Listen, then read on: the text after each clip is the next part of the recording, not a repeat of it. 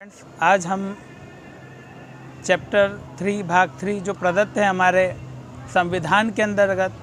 मौलिक अधिकारों के उपचार के लिए हम रिट पिटिशंस की बात करेंगे। हमें भारत के संविधान में जो है मूल अधिकारों के उल्लंघन के लिए जब फंडामेंटल राइट्स का वायलेशन होता है तो 5 प्रकार की रिट पिटिशन प्रदान की गई है। उन रिट पिटिशन के माध्यम से हम आर्टिकल 32 के तहत सुप्रीम कोर्ट में और आर्टिकल 226 के तहत हम हाई कोर्ट के अंदर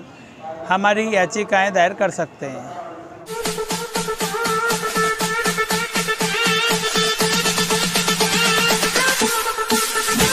(42) अमेंडमेंट 1976 में आर्टिकल 32 के अंदर भाग 3 को जोड़ा गया था और जब ये एक्स पार्टी के लिए बहुत ही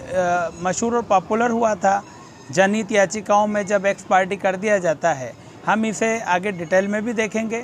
हम बात कर रहे हैं कि 32 में जो प्रदत्त मौलिक अधिकार है सजग प्रहरी के रूप में जो हमारे उच्चतम न्यायालय में जाते हैं वो आर्टिकल 32 से ही जाएंगे और 226 का क्षेत्राधिकार जो है हाई कोर्ट का होता है, मगर उसका क्षेत्राधिकार बड़ा ही विस्तृत बताया गया है। अब हम बात करेंगे हमारे रिट पिटिशंस के बारे में।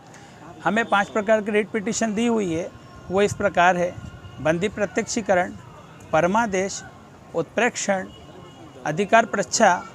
और प्रतिषेध। ये 5 प्रकार की हमें रिट्स प्रदान की गई है और अब हम इस रिट पिटिशंस के माध्यम से हम आपको बताना चाहेंगे कि किस प्रकार से किस रिट का उपयोग किया जाता है। ये रिट्स प्राय 226 में लगाई जाती है और अब हम बात कर रहे हैं सबसे पहली रिट की, बंदी प्रत्यक्षीकरण की। जब किसी व्यक्ति को गिरफ्तार किया जाता है और गिरफ्तार करके उसे बंदी के रूप में रखा जाता है तो उस व्यक्ति की ओर से या उसके घर वालों की ओर से उच्च न्यायालय के अंदर बंदी प्रत्यक्षीकरण की रिट लगाई जाती है हैबेस कॉर्पस की, और उस हैबेस कॉर्पस के अंतर्गत उससे पूछा जाता है कि उस बंदी को कहाँ रखा गया, क्योंकि 24 घंटे के अंतर्गत उसे मजिस्ट्रेट के सामने पेश करने के लिए कहा जाता है।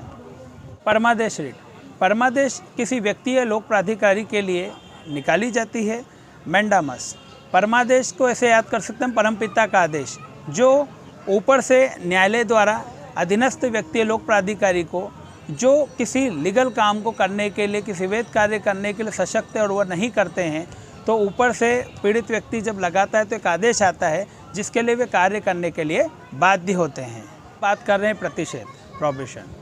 ये अधिकारी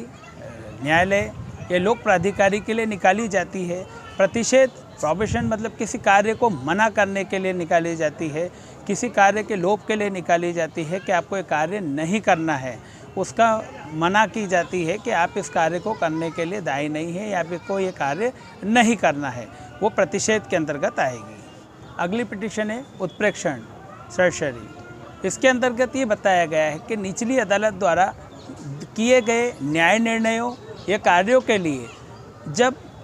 ऊपरी न्यायालय उनके जो अभिलेख दिए जाते हैं, जो जजमेंट दिए जाते हैं, उन्हें कहीं लगता है कि वो न्याय के अंदर त्रुटि हो रही है, ये न्याय सही ढंग से नहीं किया गया है, तो वे ऊपरी अदालत जो ऊपर बैठे हुए न्यायालय हैं, वे निचली अदालत और अधिकरण जिनको न्यायपालिका की शक्ति है, उनके दिए गए वादों को और इनकी जांच करते हैं और अगर उसमें कोई त्रुटि पाई जाती है तो खुद भी रिवीजन कर सकते हैं उसका, या फिर नीचे वापस सुनने के लिए दिया जाता है। अधिकार परीक्षा क्यू वारंटो, 5वीं और अंतिम रिट पिटिशन। इसमें पूछा जाता है कि आप किस अधिकार से लोक प्राधिकारी पद धारण किए हुए हैं। अगर कोई प्राधिकारी अपने पद का दुरुपयोग करता है या पद पे बना रहता है, अपनी सेवा समाप्ति के बाद या चार्ज नहीं देता है, ट्रांसफ़र के बाद भी बंगला खाली नहीं कर रहे हैं, मुख्यमंत्री हुआ, कलेक्टर हुआ, ये अपनी मन मर्जी चलाते हैं, तो ऊपर से पीड़ित पक्षकार जब पिटिशन लगाता है तो ऊपर से पूछा जाता है कि आप किस अधिकार से